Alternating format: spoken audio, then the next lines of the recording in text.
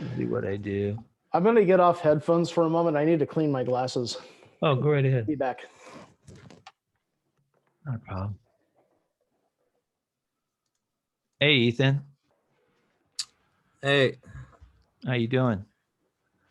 I'm doing great. How are you?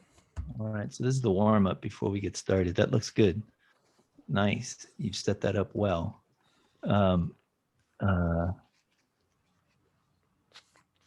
Yeah, we're going to start. I'm going to wait for Mr. So I said 13 years. I was wrong. He's been doing Bitcoin for 8. It's that I haven't spoken to him really in 13 years. That's where I got confused. I called him the other day because, I do a bunch of things, but one of the things I work in video, and I get calls all the time for different things. I'm working on a music video right now, an international, for a solo artist in Africa, and she's doing this big, huge tour. It's like a big thing. I did her first video when she was 19. Now she's 39. But I get a call for someone who's got a feature film and wants someone to edit it. And this guy used to work for me. He's like worked for me for years. I called him up to say, hey, I got this big job. Too busy. And he goes, no, I'm not editing anymore. I said, really, why is that? So I'm 100% in on Bitcoin. And I go, Bitcoin, what's going on? And boy, I was on the phone with him for like 2 hours. And so this guy, since 2008, so you've just run into like the mother lode when it comes to understanding Bitcoin. Darryl, this is Ethan. Hi, Ethan. 2013. There you go. Yeah. I wasn't there before Bitcoin started, which would be advantageous, I guess. Right. Awesome. And we have a couple. Yeah. We'll have a couple cats on it too. Daryl's got a couple cats in the background. Yeah, you're hearing them, huh? I like them. I like the sound effects. Yeah, it's good. It adds to the aunts.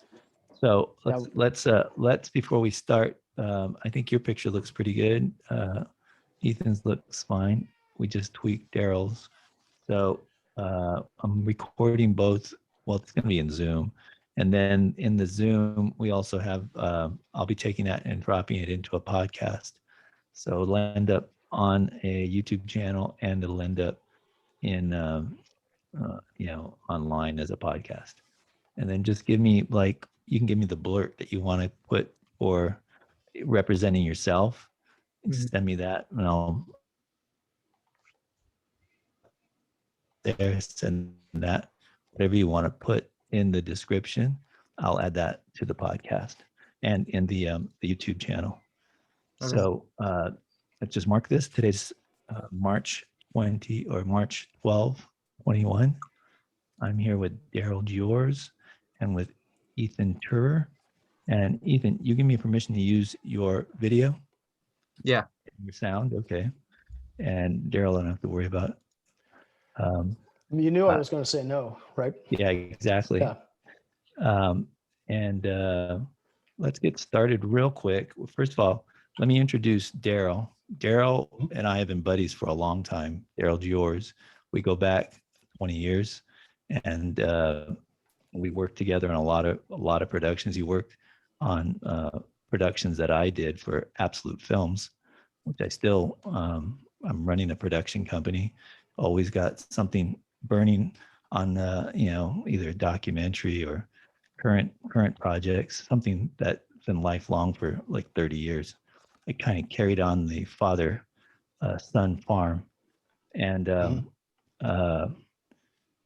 haven't spoken to Darryl in a while, and he kind of shocked me when I offered him a job, and he says, I'm all in on Bitcoin right now. I'm really not focused on anything else. And then he went on like a 2-hour dissertation about Bitcoin. So I go, wow, this guy, I gotta do a podcast just on him. And then I got, I'm teaching podcasting right now as one of my sidelines at school. It's actually my main line. And we've got, 100 students doing podcasts. One of the things is you got to collaborate. You got to find people out there and go do a show with them. That's how you multiply your whole game. And so I popped on, and you're the first person I saw, and you were looking for interviews. I go, here, look, let me show you how it happens.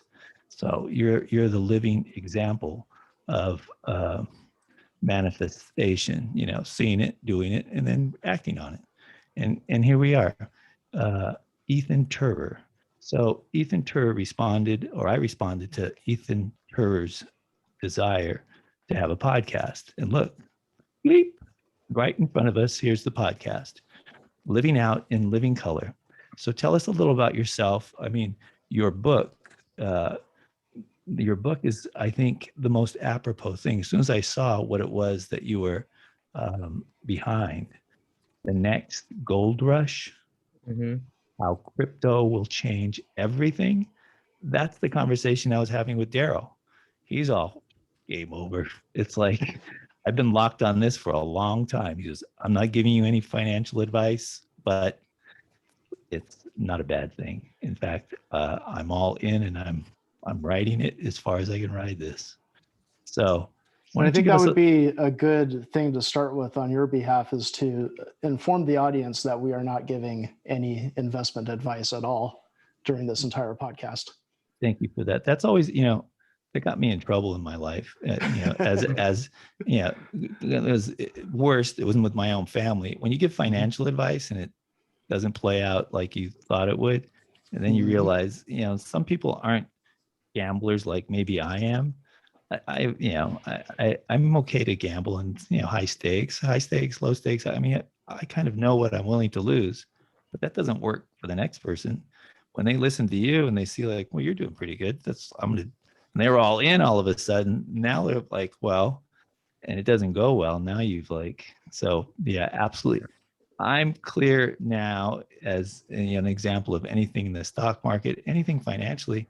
It's money is like going to a casino, and if you understand the house and you're in on the house, maybe you got an advantage, right? So I think with Bitcoin, you can say that you're part of the house. It's something that internally, it's a gamble if you understand it. But we don't know we don't have a crystal ball. We don't know what's going to happen tomorrow. So yeah, Darryl's absolutely right. That's the first thing he told me. He goes, look, I'm going to tell you a bunch of stuff, but first off, I'm not giving any financial advice. I go, wow, that was smart. This guy is not going to be responsible consciously for anything that leads me to emptying my bank account. But so with that, why don't you give us a little background, Ethan? Sure. I just wanted to add real quick that when I've been interviewing people for my book, that was one of the things that came up, was that this isn't financial advice. This is for educational purposes only. I think it's really important that you start off that way so that everyone's on the same page. So yeah, let me give a quick background on my book. This is something that I had an idea for this book 2 years ago, and it wasn't until the pandemic where I thought, you know what, maybe I should actually work on this. And so that's what I've been doing for the last 5 months, is typing away. I've written over 40,000 words. I'm in this program called the Creator Institute. So I get to work with a lot of amazing authors and editors, and my plan is to publish in August of this year. So that's just the quick background. The idea for the book, The Next Gold Rush, I will say, is that I became fascinated with Bitcoin and cryptocurrency in 2018. All right, and that there's like a bubble where everyone wanted to get in on Bitcoin.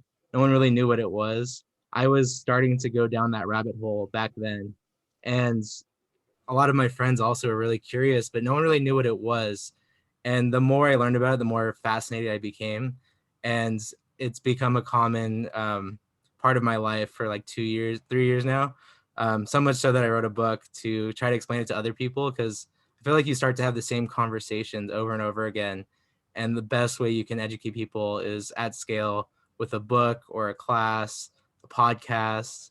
And so I really think that the more people that know about Bitcoin and cryptocurrency, the better people will be, because of the power this technology has for decentralizing.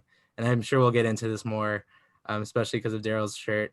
But yeah, I really think that it's more about empowering the people with cryptocurrency, and that's why it's so amazing. Just to launch, kind of for those that aren't up to speed on Bitcoin, just it's how it entered into the whole into the arena.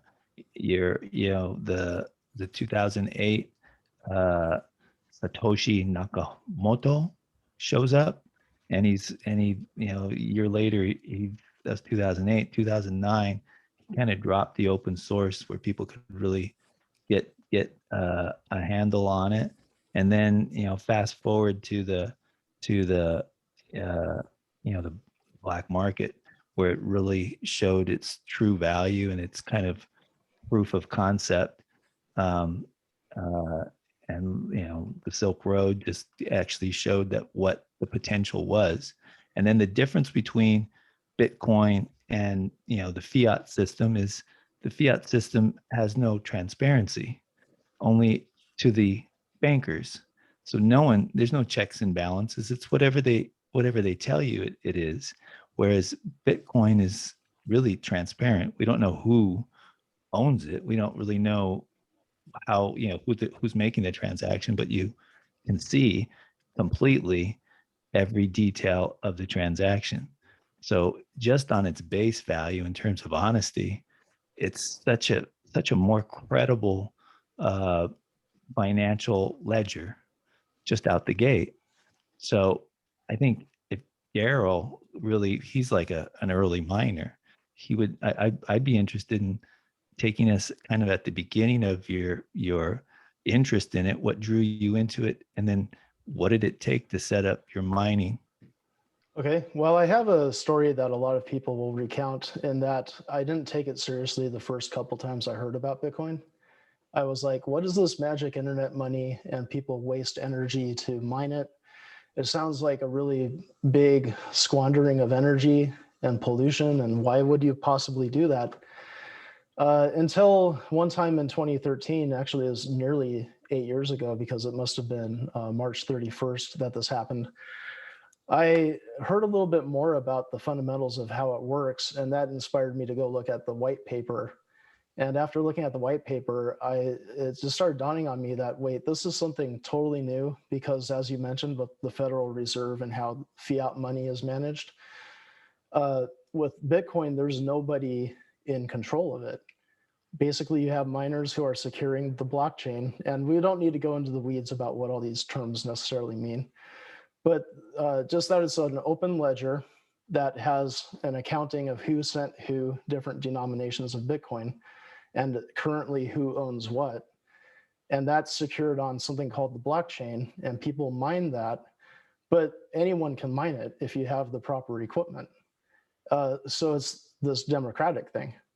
There's no one top down saying you're going to be a miner and you're going to be a node and all this other stuff.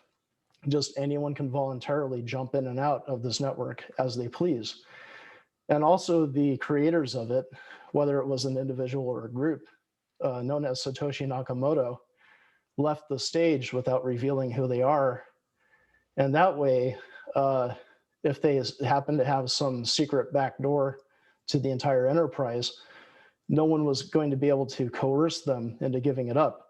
And since it's also open source, it can be analyzed, and we know there's not a backdoor. So it's this pretty egalitarian way of bringing money back to the people.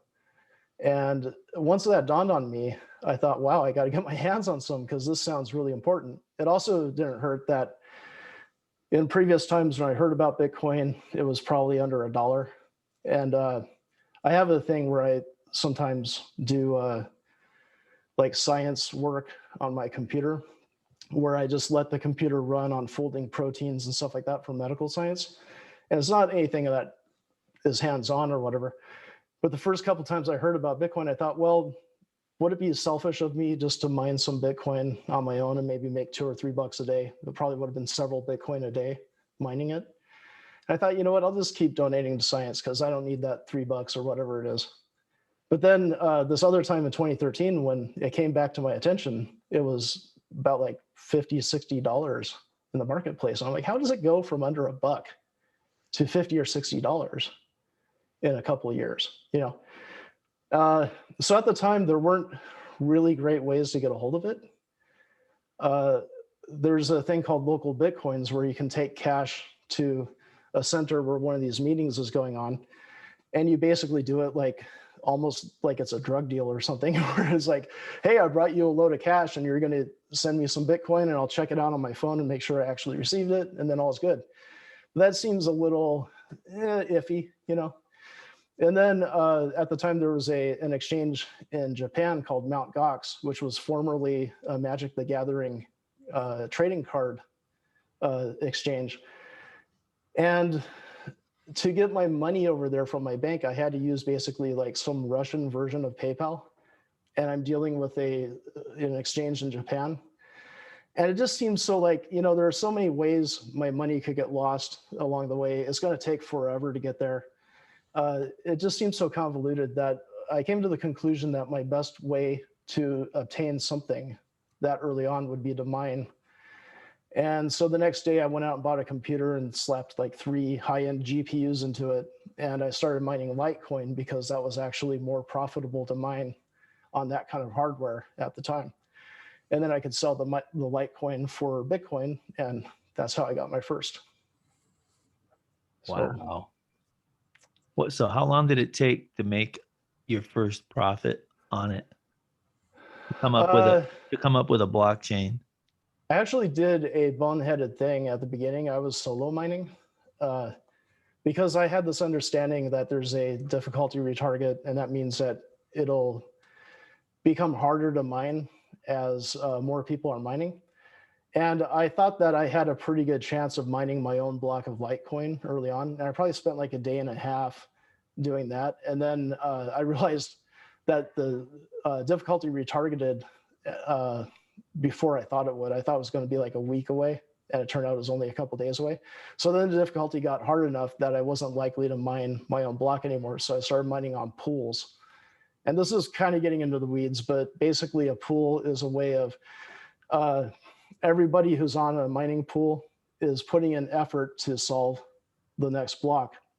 And even though your little effort might not have much chance of solving a block even in the next year or whatever, you're still contributing to the group effort. So it's a way of distributing the risk of not finding a block at all.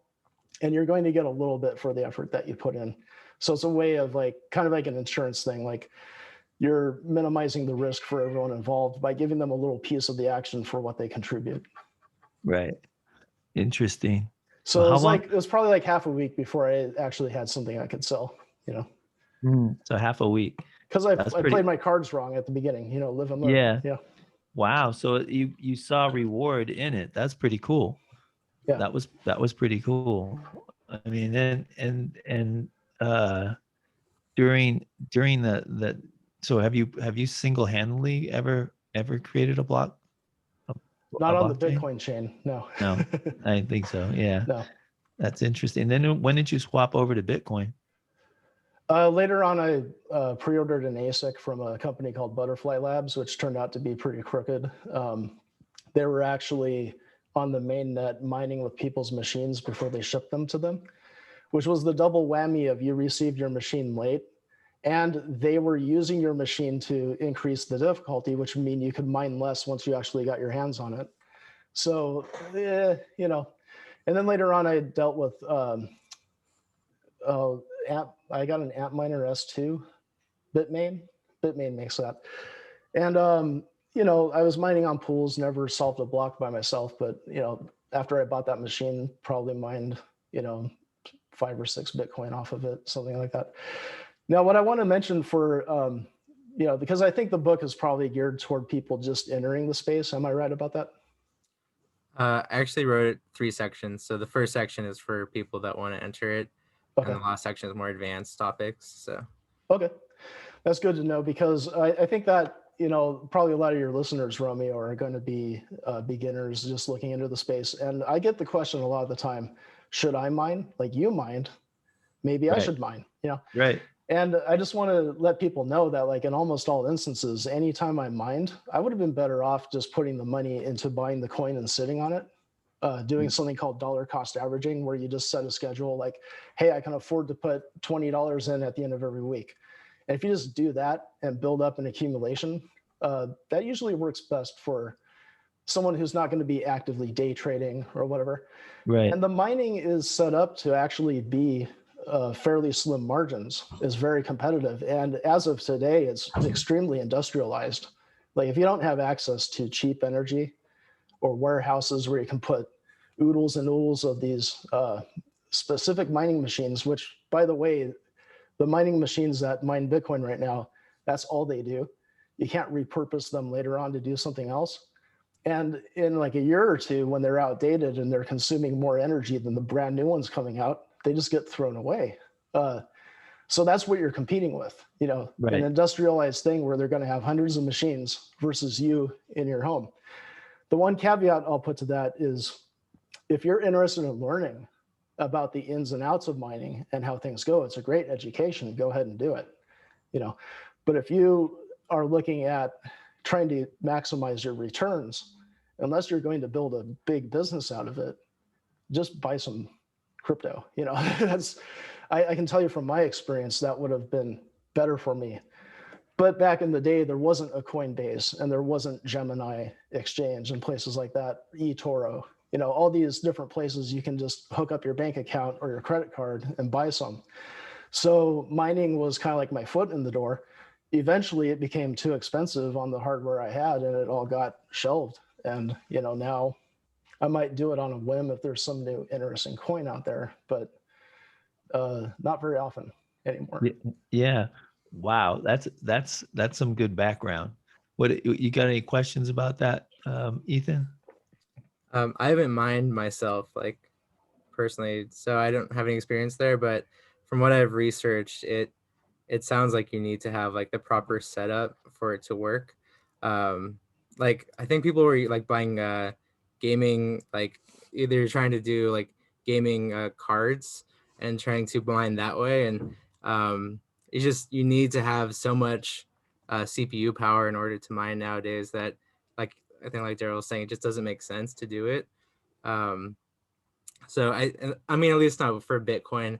Maybe there's other cryptocurrencies where, you know, it doesn't cost as much energy to mine, and so every cryptocurrency has its own network that needs mining in some way. So just because you can't do it on Bitcoin doesn't mean that mining isn't a valuable tool in the cryptocurrency space. But I wouldn't know personally about, like, I can't say, hey, check out this cryptocurrency because this will be the best use of your mining capabilities. So that's kind of all I have to add there. What did in your book, you know, it's interesting, you know, it's like doing a thesis and you're with all these like-minded people that are kind of to the story. What did you find and what was like your revelation when you said, wow, this is for real? I'm in. This is like Romeo, just a technical thing. You were breaking up during that, so I don't know on your end locally if you're going to get the whole question, but you might want to repeat it. Okay, thank you. Mm-hmm. I'll slow down. My connection isn't the best, unfortunately. Mm-hmm. I'm just during your writing process and putting that book together, what was like your aha moment that like it all added up to like this is something worth investigating? Yeah. So I kind of had an idea for my book before I started writing. I would say that my aha moment was realizing that in order to explain this to a general audience, you kind of had to work backwards. And so in order to get to like the advanced topics at the end, I had to really start at Satoshi Nakamoto and Bitcoin and what that meant, and then build like with Ethereum as like a way for decentralized applications to exist through smart contracts. And the more terminology I would add to the vernacular of my book, the more I realized, oh, I really need to make this as simple as possible and kind of create a stepping stone of information so that you can have these conversations. So the aha moment for me was, where do I start? And Bitcoin was obviously the best starting point, but it wasn't really the story of Bitcoin. It was the story of Satoshi Nakamoto, I think, was the most fascinating thing because he's just an alias, or she. We really don't know who Satoshi Nakamoto is. And if you start off with, wow, that's the foundation of this crazy cool like internet bubble that we like live in, like that we still don't know the founder of the fundamental cryptocurrency. Like that's the craziest, like coolest part of this rabbit hole, I think. Right. And then to know he walked off with like, how many hundreds of, what was it, 100? A million? Was it a million? I don't know what it was, how many million, but he had like cleaned house, right? Yeah, I don't know the exact number of Bitcoin that were mined by Satoshi Nakamoto, but he would be like or they would be a billionaire Right. easily, especially because it's over $50,000 a Right. Bitcoin now. Yeah, I'm sure. One of the interesting things about that is that Satoshi's stash has not been touched to my knowledge. So it's just sitting there. And if that Bitcoin ever moves, it might have a weird effect on the price, probably just temporarily. But some people are considering it that it might just be dead Bitcoin, because if they either lost the private key or their password to get to it, or since we don't know who it is, if they're no longer with us, then Right. that might be coin that's just going to sit there forever because no one knows how to access it. How spooky is that? Can't wrap my brain around the idea that you can lose a password and never see it again, that there's Right. no backward engineering on that. That happens a lot, actually. Yeah. Yeah, I know. Well, it happens to us, but you'd think, I guess you can't call customer service. Do you know what I mean? Could somebody go in the back door and just see like what that original entry was? Well, what I will say is that a lot of people these days are recommending that if you know who you are and you're technical enough, you could get what's called a hardware wallet. And they usually have a pretty simplified setup where it's just a little computing unit that attaches to a computer through USB. And it does the signing for doing the Bitcoin transactions on the unit. So it never actually has to touch the internet. And these things are usually pretty secure. And during the setup phase, when it generates a new wallet for you, it'll give you a mnemonic phrase of either 12 or 24 words from a specific dictionary. And then it also usually comes with a little card. You can write them down, or some people for security will stamp them on like stainless steel. And you put that in a fire safe or somewhere you can get to, a safety deposit box, whatever.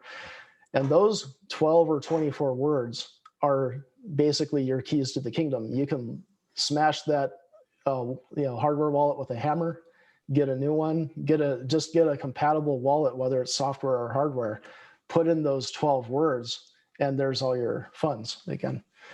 So it's not exactly rocket science, but it's not the kind of thing that someone who's brand new to technology is going to really grok. And for Right. some people, it might be better to just use a custodial account like Coinbase or something like that, where if you bought your coins on there, you can leave them on there. If you're very sure you won't mess it up, try to get it on some wallet you have on either your phone or a hardware wallet where you'll manage the mnemonic phrase that gets you back in.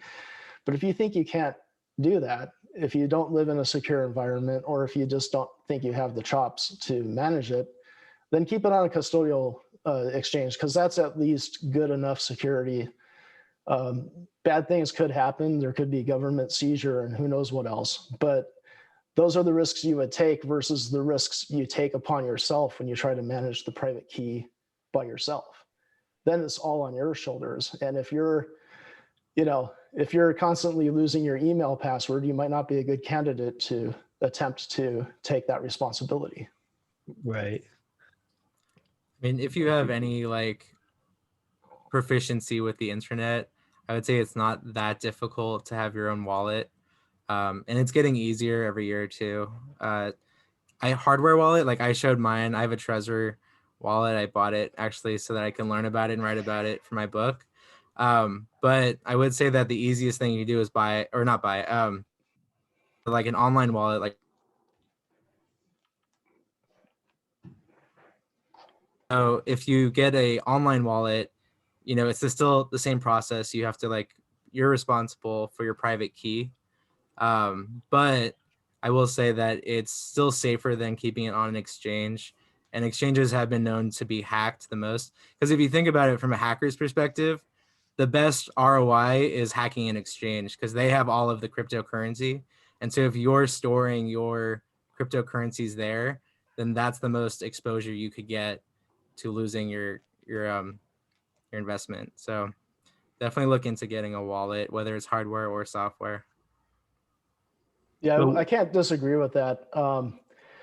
I just say though that like you have to just assure yourself that you're ready for it though, you know. But if you've been using the internet a long time, you're probably fine, you know. So Yeah. Well, so what do you think of just the last kind of the big leap that took us into like another orbit and then the correction it's going through? What what brought that about, and what what do you think is in store for Bitcoin? I can jump in if sure, you yeah, want, Daryl. So I think the difference between like this, I would say, pump or rush of investment versus like 2018, that bubble, is the institutional buy-in. The fact that there's, you know, companies like PayPal and Tesla that are putting Bitcoin on their balance sheet, it's adding more credibility to this network. So adding more credibility means more trust, means more like regular investors are going to get into it. So there's this virtuous cycle that's happening, because also I think was that there's this new concept of Federal Reserve like coins.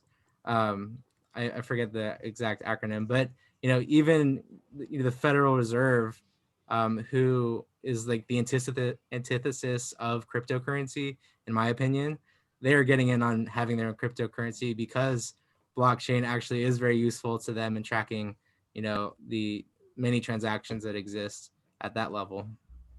Right. You can imagine letting the Federal Reserve in on this game, that they'd figure out a way to turn it into a fiat, device. I mean, they can't, the kind of style of how they operate is kind of dyed in the wool. They could never they could never do crypto the way Bitcoin's being done, for example. well, Or could they? Well, I think like a good starting place would be, is it going to be open source? I don't think so, because the NSA and a whole bunch of other people want a backdoor into the thing. So they're never going to release the source code to that thing. And you know that no matter how they pose it as being open and decentralized, it'll be anything but. You know, they're always going to have a way to manipulate it. And so in a fair competition between that and something that actually is decentralized, I know which one I would put my dollars behind, so to speak. Right. The acronym I was looking for, it's the was it the Federal Reserve? I just looked it up. Sorry, I lost it. Oh, CBDC. So it's Oh the yeah. central bank digital currency, and that's like a new phenomenon that hasn't existed before in this space. Um, Almost sounds like a marijuana stock or Yeah, right. I want some CBD coin, yeah, exactly. which I'm sure there probably is one, because there was a cannabis coin back in the day. I mean, it's not like these coins go away, but they drop sometimes to nearly zero. And then, you know, all the exchanges drop them because there's no trading action, et cetera. Yeah, what do you make of all the competition? Who stands anywhere near Bitcoin that you can basically trust, that I mean, you personally have like you've had a good experience with? Well, you want to take it, Ethan, first? Sure. I mean, All right. if you look at coin market cap, Ethereum is number 2 in terms of overall market capitalization. But no one really comes close other than that I can think of. I mean, Bitcoin Cash is Bitcoin essentially before the fork. So that in a way is the closest to Bitcoin, but they kind of lost their power, the network.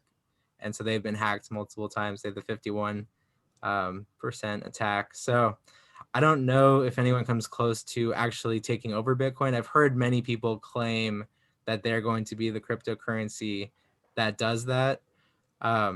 It's just a hard thing to kind of imagine, because you need to get Bitcoin in order to get into this space. It's really still like the godfather cryptocurrency. And until that changes, I don't see how anyone can overcome Bitcoin. Yeah, I tend to agree with that statement, especially after seeing so many other so-called competing coins just kind of dwindle into obscurity. There are some that tend to stay around. As mentioned before, Ethereum has a lot of really interesting capabilities to do smart contracts. It's built differently from Bitcoin. In a way, you could say that Bitcoin is built simply with a set of scripting that can do some things, but it can't do certain complicated smart contracts. And that's more of a feature because that makes it a lot easier to analyze a contract and tell exactly what it's going to do and how long it'll take to execute. But something like Ethereum is Turing complete, which means it's a completely programmable computer that exists distributed online. And when you give somebody that much power, you don't know if the script will eventually result in an infinite loop that'll just keep eating up computational power. And you can never really tell exactly when it's going to end because it's Turing complete. Like those two things just go hand in hand. So I consider Ethereum to be very interesting, but consider it maybe like a higher risk thing to go into because they seem to be about developing things kind of like Facebook does. It's like move fast and break things. And if a smart contract collapses, oops, we'll do the next one better, you know? And they also proven that they do not believe in immutability, which is something that Bitcoin has. Basically, after a block has been cemented in the blockchain back an hour or more, it's very, very difficult to do all of the proof of work necessary to go back and change those transactions. But on Ethereum, in some of the earlier days, there was a smart contract called the DAO that people were getting maybe a little too ambitious with it because people kept, like the people developing the DAO were expecting, oh, we might get a few $100,000 invested in this thing and it's going to do automated trading and, you know, you'll receive dividends from it. And it's going to be kind of like a corporation on the internet that doesn't have any employees. It's just running off of scripts, you know, sounds really cool. However, people, you know, it caught fire. And after a while, there were hundreds of millions of Ethereum vested in this thing. And somebody found a back door pretty soon after launch where they were just siphoning off all the money. And what the Ethereum developers decided to do was we're going to roll back to before the money started being siphoned off and close down that DAO script. And then we're going to start from there again. And by the way that Ethereum's constructed, they didn't have to roll back other transactions that happened after that point. They could actually go back to the DAO specific transactions, cancel those, and then start the blockchain from there again. But that caused a fork because there were some people who were more purists and they were saying, look, that's not playing by the rules. You know, all along the developers are saying a script is a script, the script is law. And if somebody abused the script in some way no one foresaw, that's still fair play. So then there was a fork called Ethereum Classic that was born right at that moment. But the point that I'm going to come back to, though, is that Ethereum has demonstrated that if there are enough big players in the space who get burnt by something that goes wrong, they have a history of going back and changing something. Right. And there's a huge difference between cannot change something, as in the Bitcoin blockchain, versus there's history of doing a change. So if somebody finds these developers and wants to threaten them with a big old lawsuit, and they're before a judge, and the judge asks, hey, can you roll back this transaction for these people? They have to answer yes, because we've done it before. But if they ever find out who started Bitcoin, anyone, you know, that there's like, say, you know, God forbid a terrorist is paid with some Bitcoin and someone wants to roll back that transaction, you can get all the people who are running exchanges on Bitcoin and all the miners and say, hey, can we roll back this transaction that went to this bad person? And all of them can straight-faced say, no, we can't. And that's a big, big difference. So It's locked. Yeah. That's interesting. Wow. That sure makes Bitcoin unique. You know, it's interesting that you couldn't do like such a, you know, just a clone of Bitcoin. and follow kind of everything just slightly different? I mean, I wonder why they would be writing all this other script for all these other coins unless there was something nefarious kind of floating in the background. I Well, mean, like thousands of them are copies of Bitcoin. They just change a few parameters. And right, even Litecoin started out as they just tweaked some of the variables on Bitcoin and ran their own chain. They did move to a different proof of work, which was what they call ASIC resistant. Because we were talking earlier about mining, that if you just have general computer hardware, you can't really effectively mine Bitcoin. You have to have specialized hardware that does only Bitcoin mining. So there was a proof of work called Script that they made for Litecoin, which meant that it basically could run on general gaming GPUs.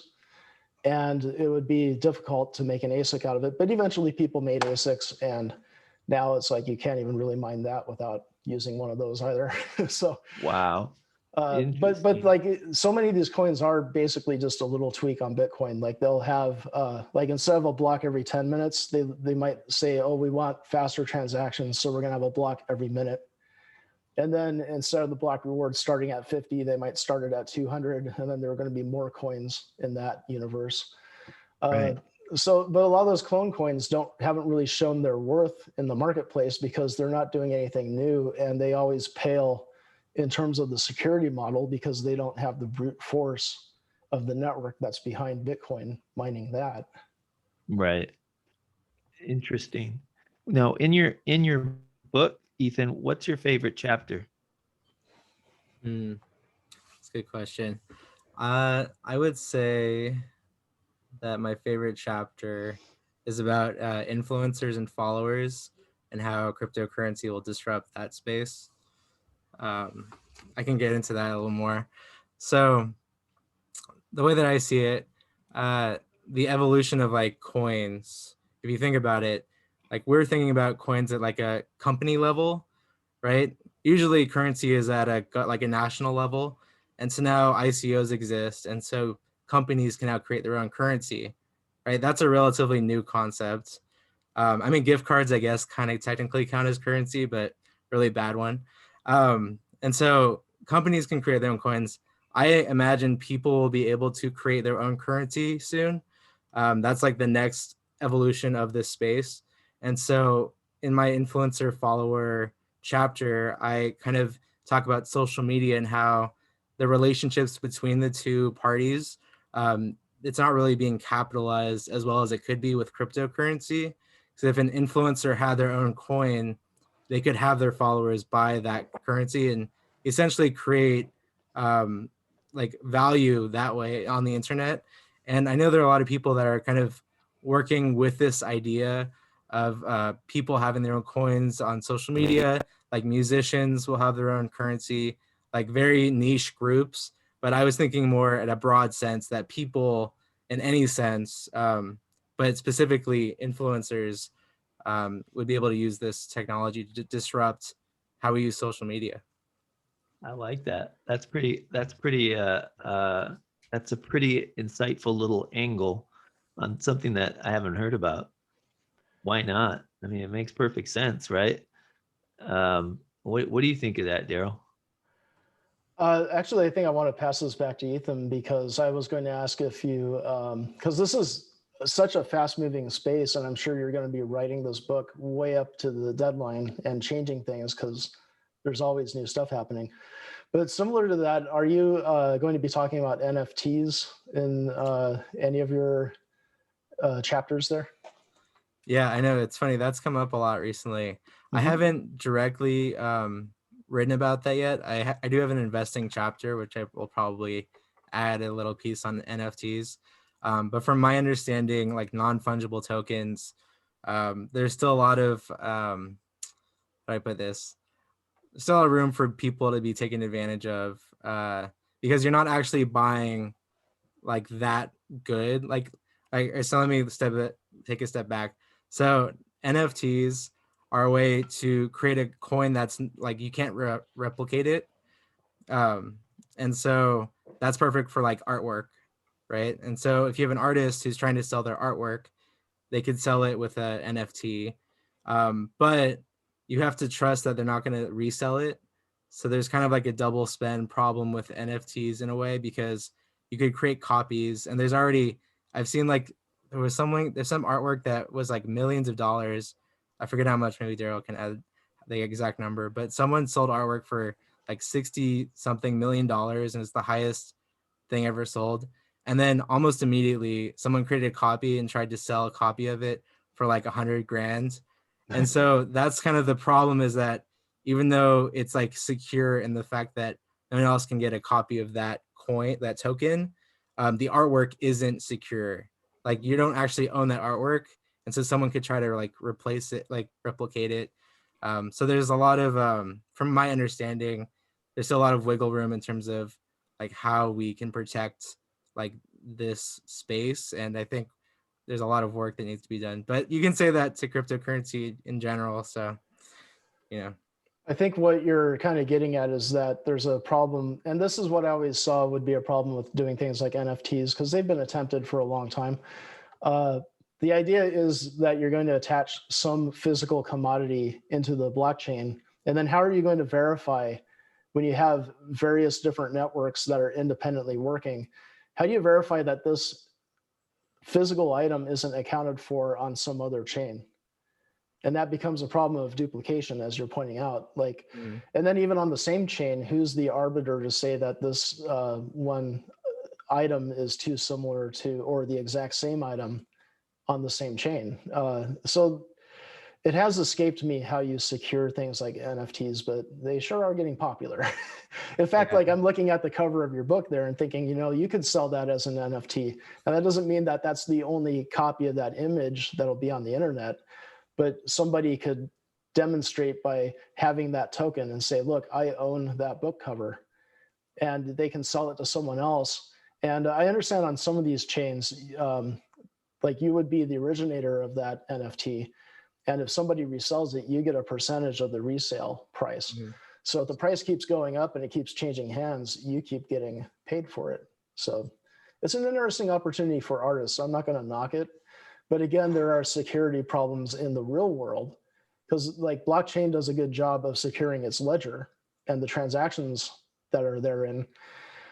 But when you're securing physical items in the real world and digital items that can be copied anywhere, and someone else could say, falsely claim they're the artist and make an NFT out of it, that opens up a whole other realm of security that isn't so easy to solve with math problems, you know? Right. And I feel bad in some certain like cases where people hear about something, it gets hyped up, right? This happens a lot with the internet. You see like the hype, everyone's talking about it. No one wants to like miss out. So there's this FOMO aspect. And so without really understanding what NFTs are, you want to buy them. And so that's where it becomes a gamble. You're not really investing, you're gambling, because like if you don't really understand the technology, like it's the same thing with my book where I try to explain investing, but in order to understand investing, you have to understand the fundamentals of what a blockchain is. And so it's the same thing with NFTs. If you don't understand a blockchain, you don't understand that it's not actually, the actual physical like item is not protected, like in a sense that it's just a record of it. Like you're securing a record of ownership, but that doesn't mean that you actually own the good in real life. Like there's a lot of like gray area here. And so you need to understand a lot just to be able to buy an NFT. And I don't think people are doing the education part. They're just buying because of the hype, which I don't recommend. Yeah. And a lot of people own various versions of Pepe the Frog, you know, because of this. So Yeah, exactly. I mean, look, I'm an old precious metal guy, and I'm like, I like tangibly holding it in my hand. I mean, right. you have to think of like, I mean, that's something that, and at the end of the day, you have to weigh out fiat currency, Bitcoin, and then, precious metals. And, precious metals become literally it's wealth preservation.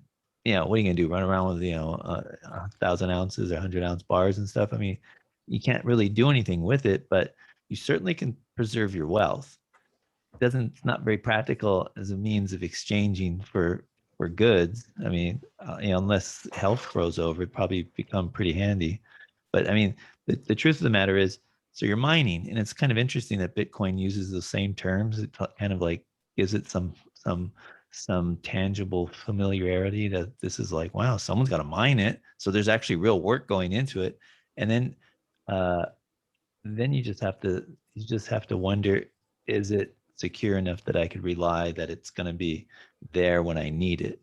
Can I, or how close is that to evaporating at any moment after I've invested hard fiat money into it, or my precious metal empire into it?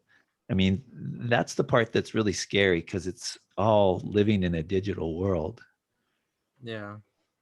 I kind of want to like, because this is a really important part of the conversation that I love having, which is that understanding Bitcoin is also understanding fiat currency and precious metals and how they kind of interact, right? They all have different like use cases. So what you're saying, like gold is a store of value, right? It's been a consistent store of that value for thousands of years. Bitcoin is trying to become a store of value, and many people are arguing that it's like digital gold because, compared to inflation of like fiat money, the value of Bitcoin has just skyrocketed. And so right now it does look like a great store of value, which is why many people are buying into it.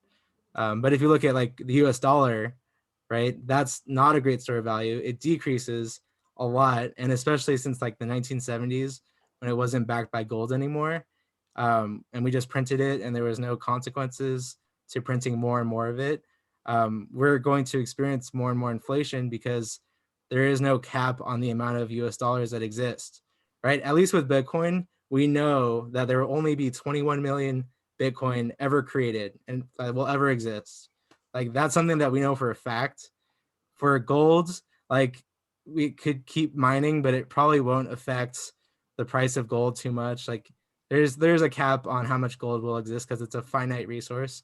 But for the US dollar, we can print them into like perpetuity, and at some point they will become worthless.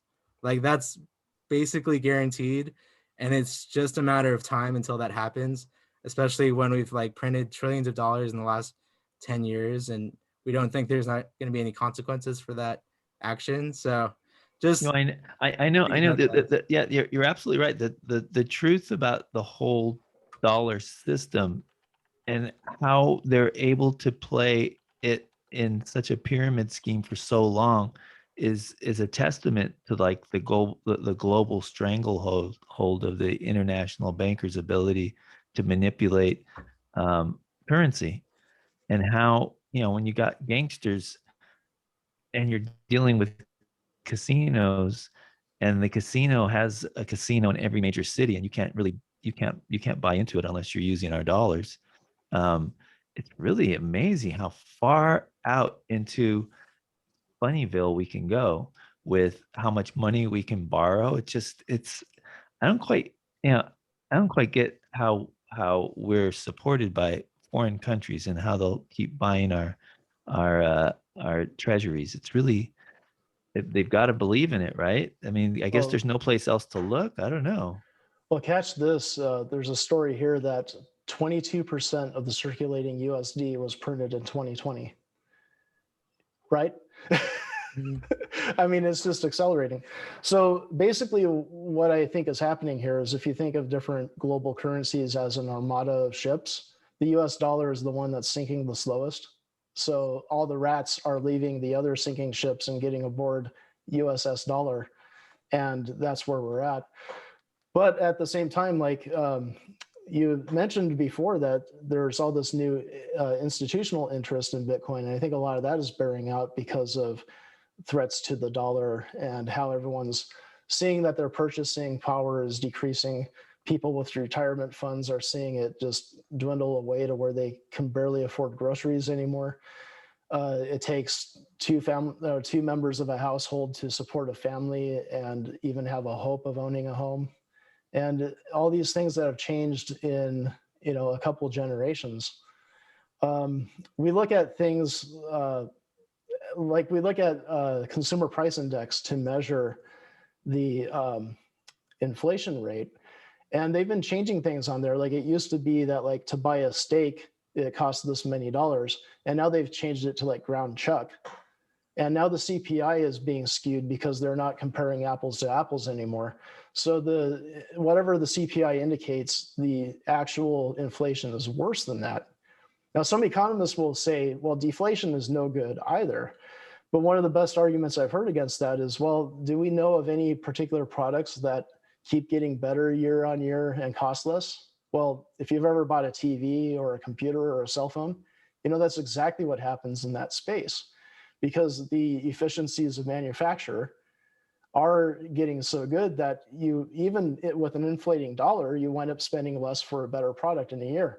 So does that mean that everyone perpetually holds off and never buys anything? No, because you need to use it now. Like you're paying a time penalty by waiting. So deflationary systems can in fact work, and we have demonstrations that they do. But by the same token, inflation, we're just, everyone's playing an international game of musical chairs to see who's going to find a seat last and who's going to fall off the edge into hyperinflation. And no one knows the exact model of how the economy works because people are very hard to predict. So it's just they're basically tweaking knobs of interest rates and all these other factors. And at some point, they're going to tweak something a little past the brink, and then it's going to accelerate and collapse, And yes, I know this is one of those things that like people have been saying this for probably 30 or 40 years is eventually going to happen. But I think we can tell that there are pain points that, the middle class and the poor of the country are definitely feeling. That, we have so much more capacity and so much more manufacturing and everything, yet there are so many more people living below the poverty line. And we're fighting over if we should even keep up with inflation to increase the minimum wage. And that's not a livable wage, like if you're making minimum, you are not going to be living well, So, well, those are just that's my take. Yeah. interesting. Well, then the other thing is like, they're looking institutionally to pay everybody, give everybody a living, what are they calling it? It's like the British have the dole, living on the dole. What do they want to institute? They want to institute, they have a name for it. I forgot what they call it, but it's where everybody gets money, right? They just hand out money to every individual. What was that?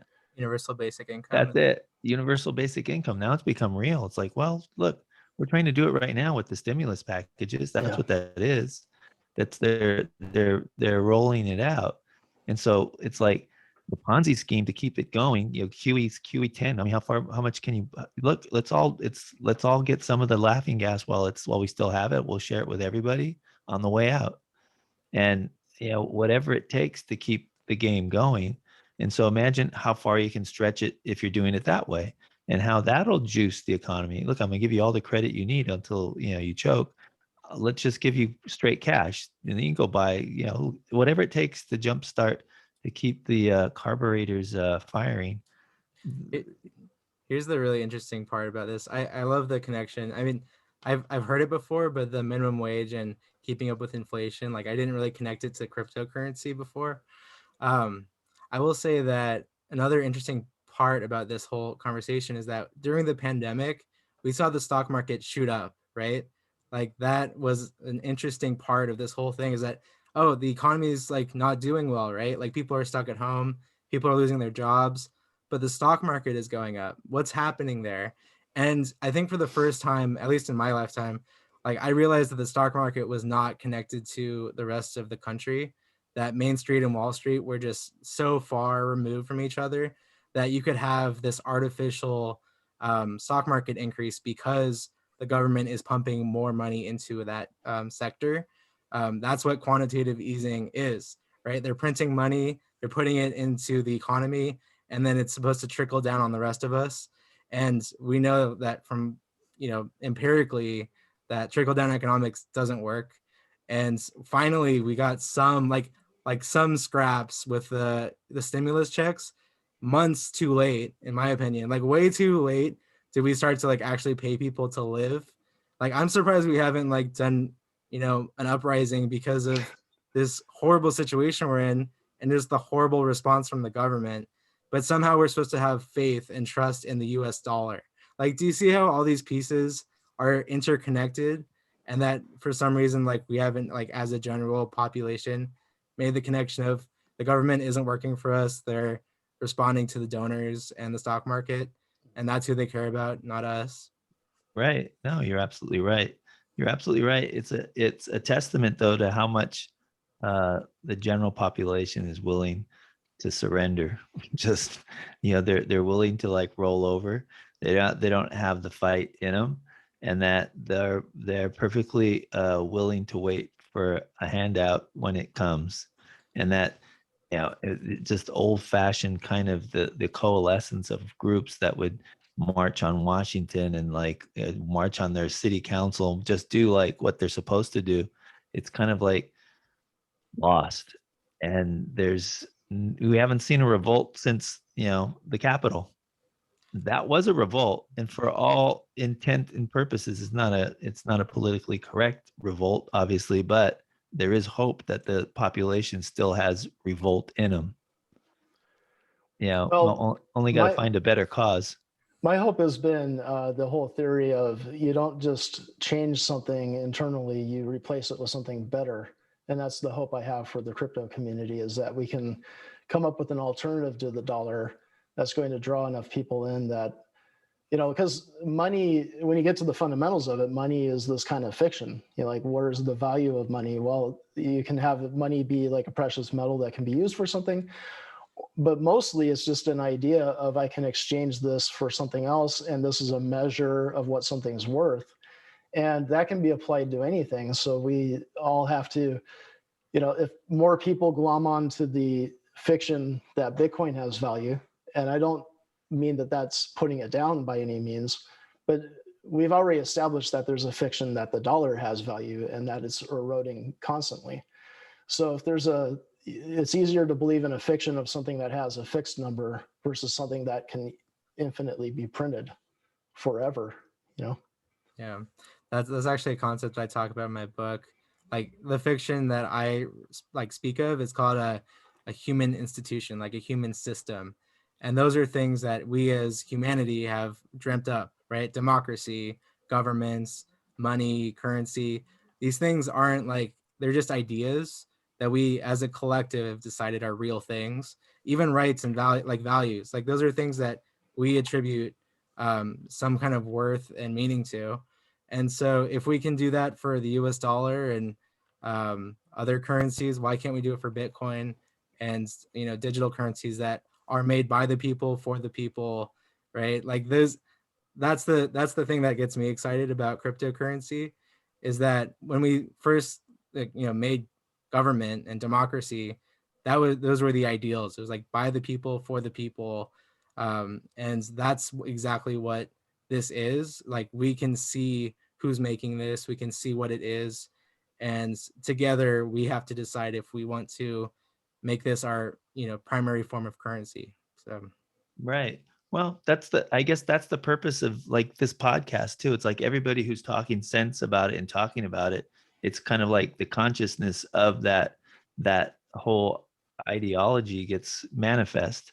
And that, you know, I mean, the problem with Bitcoin too today is like, who's going to get into it? It's like it left the building. I mean, you can get into it the way Darryl was talking, you know, invest, and that's not a bad way, especially if you have the understanding, enough information that say that'll tell you that this potentially can go to a, you know, 100,000. And so if I just start with a small investment and stay with it and watch it grow, at least I'll get some of it. You know, it's like, you want to join that party. It's not a bad investment. It's like the transfer of all your money from banks. Banks used to give you could buy T-bills and you can buy money market accounts, and you were getting, you know, maybe max out at 5% with a really good, you know, a really good bank would give you even more than that. Like you if could you almost keep up with inflation that way. Right. But see, Yeah. the problem was they took all that away. The Wall Street took all that away, took that away from the banks and said, look, the only game in town is the stock market. So if you want to make any money, give us the bank, give us your bank account, put it in Wall Street, and let's grow it on Wall Street. And that way they can just clean you out too. It's not fair to, your grandparents that are their retirements in there, and the next thing they know, they just lost their retirement. It's unless because they don't know enough about how to safeguard it. It's in another world. Whereas I think Bitcoin is the third alternative to like anything else. And you're right. I mean, the fact that it's transparent. It's made by the people for the people. I mean, at least just getting that kind of mantra out is kind of what what you do with precious metals. Precious metals is like it's real, it's tangible. This is the most tangible thing digitally, right? If there's such a thing as tangible, it's at least the closest to precious metals. I mean, that you can, if you're going to gamble, I mean, even precious metals is a gamble, right? And that's tangible. So life is a gamble. And here, it's the more we know about Bitcoin, the better off you are. But the idea of investing in it in like a monthly, whatever it is, funny money that you can lose, that you put into that investment is probably better than putting it into anything else, even though it looks like an impossibility at 56, 57,000. It's not too late. Because what do you think the potential of Bitcoin is, numbers wise? May I soapbox for a little while? I gotta open the door. Hold on. Go ahead. I'm gonna let you guys sure. talk. Okay. Yeah, I think I'll lead off on this one because one of the things I wanted to point out is that you don't necessarily have to be wealthy to start with Bitcoin, even now. So like when you see that the price is 50 something $1,000, you're like, I don't have that much money to throw around. But Bitcoin's divisible to 8 decimal places. So you can buy a small fraction of a Bitcoin and yeah, it won't say on your ledger that you have a whole Bitcoin. And there's this unit bias where people like whole numbers and everything. But if what you can afford is 1,000th of a Bitcoin, and then next week you can get another 1,000th or whatever, that's fine because if Bitcoin keeps on the trajectory it's on, you'll be doing pretty darn well. So don't be afraid of owning just a little bit. And I know it confuses the mind to see 0.000 whatever. And the thing I'll say also about Romeo indicating an upside, I would say that I've seen enough boom bust cycles that I kind of anticipate that we're in the middle of another bull market. And yeah, there are corrections along the way, but I won't be shocked if we see, multiples of where it's at now. Again, not investment advice, and don't put more in than you can afford to lose. But speaking of that, I also wanted to, I don't know if we should go into the whole GameStop investment thing. I was actually wanted to do that. Yeah. Oh, well, by all means, I won't go into it specifically, but I do want to bring up the idea of doing a short sale, which is if you short a stock, you have these kind of upside down odds you're playing. Like when, was it Melvin Investments was shorting GameStop? I think that's GameStop. I think that's their name. They were buying it at about $20 a share, right? And basically what happens when you're shorting is you borrow cash against the current value of a stock and you agree to repay 1 unit of that stock later on, right? Mm-hmm. So if you are buying the stock at $20, the most you can make is $20 if all the stock goes to zero, because you basically buy up all the stock for nothing and repay what you owe. The problem is that when you're doing a short, as was demonstrated, if the price shoots up to $400, you're now beholding, when the term is up, to buy stocks at $400, and that's how you're repaying, and you're losing $380 a share. So what that tells me is that shorting a stock like that has very limited upside of $20 you can make, very high, potentially unlimited downside if the price just skyrockets. I kind of look at putting money into something like Bitcoin as being almost the opposite of that. If you put $20 into Bitcoin, well, $20 is the most you can lose if it drops to zero because there's some big bug that blows the whole thing up tomorrow, right? So, okay, you're out $20. But if it keeps going like it's been doing, what's your upside? Where's the limit to that? And if it becomes the world's dominant currency, picture what everything looks like divided by 21 million. Your 0.001 Bitcoin makes you pretty wealthy at that point. So that's my soapbox. Yeah. Wow. I have two Yeah. points to make on that. The first one, just to add on, like it's kind of crazy to extrapolate to the idea of like Bitcoin being like the world's reserve currency, right? It's hard to like even imagine it. But if you just like do that for like a second, then you realize that where we're at now is like extremely early. Like 50,000, that's kind of like we'll be talking about that in like, I don't know, 20 years. I was like, oh, I wish I gotten in when it was 50,000, right? Yeah. Now it's at 1 million plus, and you know, it's basically like stable, like the price is stable. You can't really make more money anymore because, you know, pretty much everyone's in, you know, like that's what happens with adoption. And so we're at the early adoption part of this curve. And until it reaches the mainstream at a global level, which will still take a long time, like the price is going to continue to go up because there is a limited supply, right? It's just supply and demand. It's not that complicated. And so I see 50,000 as like, wow, like I can't believe it's in 5 digits, right? Like people every time there's like, oh, it was $1, like it was less than $1, and now it's 50,000. Well, try to think about it as, oh wow, it's only 5 digits, it's going to 7, right? Like that's the kind of framing. And when you think about it that way, then you're like, oh, when do I get in? But remember, it's not financial advice. I feel like I'm hyping this up too much, but dollar cost averaging is your friend in terms of trying to avoid a lot of the risk with the volatility that's associated with cryptocurrency right now. The second point I wanted to make was about GameStop stock. I think the stock market is a rigged game, and I think a lot of people are starting to see that now, because what you had happen was that Reddit, right, Wall Street Bets on Reddit, they saw that GameStop was being shorted out of existence. That's what they were trying, the hedge fund managers were trying to short it to zero, make it go bankrupt, and make their like Darryl was saying, like their $20 get rich quick scheme. That's what they were trying to do. And then all of a sudden, all these retail investors started buying GameStop, and then they stopped that from happening because they actually own Robinhood. Robinhood's customers are these hedge fund managers, not the retail investors that are investing on there. So if you use a product and it's free, then you are the product, right?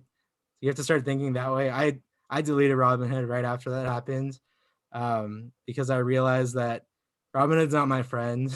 No, I gotta do that next. I mean, yeah, I couldn't sell. You couldn't sell. I mean, I had like, I was up really big with Dogecoin, couldn't sell.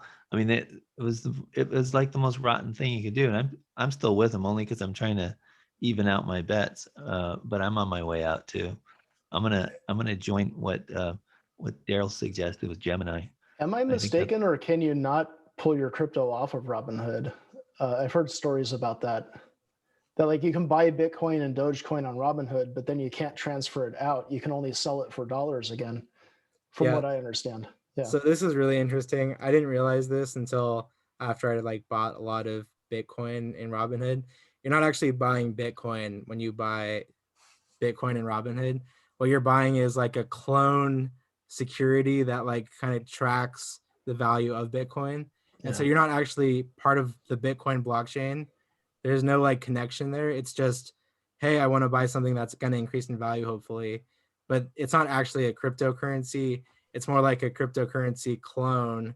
And so if you sell it, you can sell it for money, but you can't like exchange it for another crypto because you never had crypto to begin with. Yeah. And that's another problem that happens with the stock market, is that all the stocks are basically proxies to these paper notes, and they get duplicated. So sometimes if you try to add up all of the different places that are selling a particular stock, there are so many more shares than are actually on the books up for sale. is ridiculous. And that's another thing that can be cleaned up, that, if in the future there were NFTs that were managing basically the stock market of the future, then the ledger would take care of who owns what, and you wouldn't have this vastly confusing, corrupt paper trail that allows people to cheat the system. And let's not even get into fractional reserve banking, right? Like high frequency That trading. might be a topic for another day. I don't know. Yeah, well, I say, what have we gone here? We've gone over an hour. This has been pretty good. We've only scratched the surface. I say what we can do for this episode is let's just call this episode 1 and come back and revisit again, and kind of see another look into it, as it progresses, like in a month, and see what because I mean, I think we're living in, you're right. I didn't really put it into, the historical perspective is more clearer now than ever because of the advent of all these big corporations jumping in. That just makes it more real. It's kind of like consciousness taking its hold on Bitcoin, and when that happens, you need that kind of universal spontaneous kind of chain reaction to light things in motion for a better future. It's like now it's really manifest itself as a as something, at least we can take it on as more real than ever. And so the potential now, which was like guessing before, everybody who believed in it early on and stayed with it has parlayed all that consciousness into the next level. So if it's got this trajectory, and it's got, like, once Elon Musk plugged in, it's kind of game over, right? It's like that should be enough spark to take us to Mars. And if that's not enough of a catalyst to get you on board, at least with what seems to be a good ride, I don't know what else is. I mean, even understanding that you're not out of the game at 57,000, that kind of remark you made, Ethan, is big, because the scope of where it's headed is, look, you're talking about it becoming like a global currency. That's absolutely nuts, but that's the kind of thinking that you have to manifest, especially if you're in on it. And if you understand that there's no real competition, not honest competition, it's a great conversation, especially about those that want to be, informed about the potential for financial freedom, or at least some security. I like the phrase you used there, because there's a typical phrase about the price of Bitcoin or any crypto: to the moon. No, let's make it to Mars. Yeah, right. Get your ass to Mars, right? Yeah, let's do that. I like it. That's awesome. All right. With that, you got any closing remarks there, Ethan? Yeah, I just want to plug my book real quick. I know I've been talking about it this whole podcast, but I'm doing a pre-launch campaign starting at the end of the month. So please check out these links this way. Check out the links on my Zoom backgrounds. The best way you can reach me, I'm a very accessible person. If you have any questions about cryptocurrency, I'm very happy to answer your questions. I feel like the best value I can add to this community is to try to educate people, which is why I wrote a book. And please look out for my pre-sale campaign as well.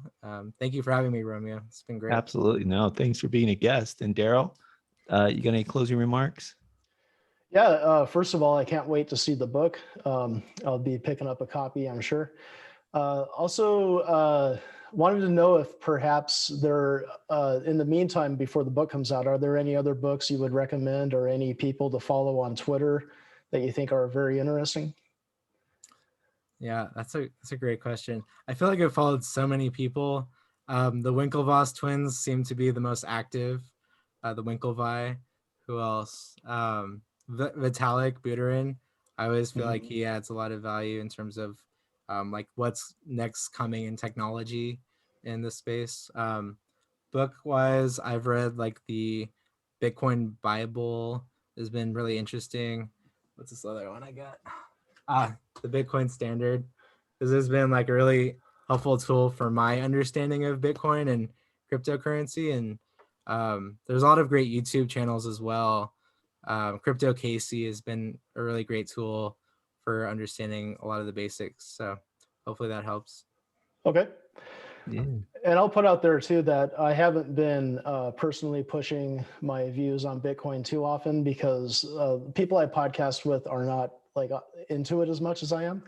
So it's almost like pulling teeth to say like, hey, can we do a crypto episode? And I think like I did one with my podcast Incoherent Ramblings in 2014 about decentralization, which kind of covered all kinds of aspects of crypto and decentralizing all the things, you know.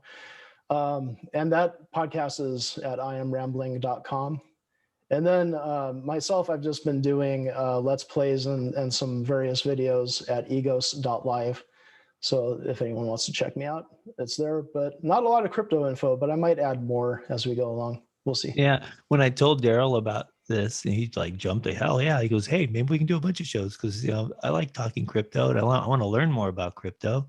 And so, you know, maybe I'll find a third person we can bring into the conversation. I think it could be the beginning of something fun and get it out there and redo it again because the crypto story is just beginning and it's fun just to be, you know, to be in on the conversation. So expect this to be our this is our launch for a crypto series. So expect Ethan to be back and Darryl to be back. Congratulations on your book. I'm gonna stay up with that. The next gold rush. Now was it How now? cryptocurrency will change everything. Oh, how cryptocurrency, and it will, right? It will change everything. It's an excellent title. Can I get an Darryl, amen? amen. Right. Yeah. Preaching to the choir. All right, gentlemen. With that, I want to thank everybody for watching and listening to the Romeo Carey podcast. Live on the crest of the wave. That means consciousness is everything. I just did a root canal, by the way. I did a root canal without Novocaine. And do you know how you do it? You ride on the crest of the wave. That means the pain is back here, but I'm way up here. And if you're way up here, that means you're living in the moment. It wasn't a root canal, it was just a filling. But I did freak out the dentist. I don't think I could do it for a root canal. That would be a little too much. Anyway, gentlemen, thank you. God bless. And we'll see you next time. All right, so I'll end this and hold on. Let's just stop the recording. We'll close this out in a sec. Where's our record here? How long does it normally take?